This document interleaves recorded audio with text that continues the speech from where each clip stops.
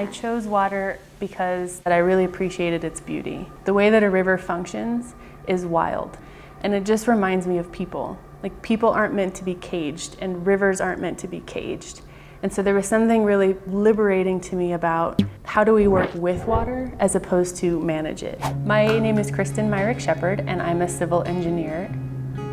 A civil engineer does a bunch of different things. There's some different types of engineers. My particular field of study and application is in water, resources, and environmental. So what I do is a lot around surface water, which is like creeks and rivers and drainage ways, and mapping risk, so where those rivers could overtop their banks and affect homeowners or properties, and then designing elements to mitigate those risks, so to bring the water back into the creek, and then helping oversee the construction projects that are built based on those designs.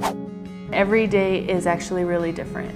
So some days are back-to-back meetings with different departments and different consultants, and then other days I'm in front of my computer going through a bunch of GIS data and compiling information and reports. There's also an element of field work to my day-to-day, which is going out and meeting maintenance crews on site, talking about things that need to happen. I had an aptitude for science and math, and I actually wanted to be a teacher. I wanted to be an English teacher. There's a lot of my family is teachers. And there was this moment when I was applying for teaching at college that I thought, if my ultimate goal is to travel and be self-sufficient, which was my goal at the time, I can get a teaching degree. Or if I take this path and get the engineering degree, it actually opens a lot more doors for my personal pursuits and things I want to do than a teaching degree would. There's two best parts. So the first best part about my job is I feel like I get to have a real impact on how things are designed and put in the ground. I get to have a real impact and change for green infrastructure or designing common and community spaces. And then the other part I really like is that because there's so much collaboration, we often try and leverage funding with other departments.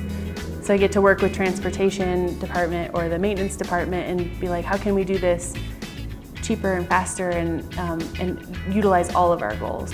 I love to learn, which is what's really nice about being in this particular job as well, is that there's always an opportunity. There's some new software, there's some new way of doing something that I don't have a whole lot of fear around learning about because I like to learn so much. The most challenging part about my job is engineering specifically.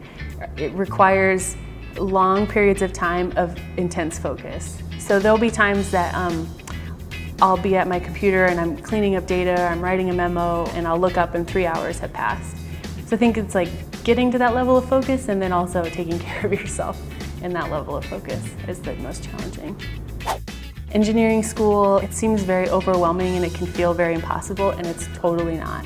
It is completely doable, and you just have to get through the first 2 years are the hardest, and you just have to get through those first 2 years.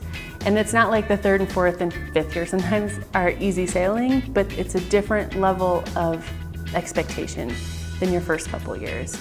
And so if you even have a knack for science and math and sitting for long periods of time and focusing, an engineering degree can open so many doors beyond being an actual engineer. And so just like, get the degree. We totally need different types of people in engineering, and you should do it.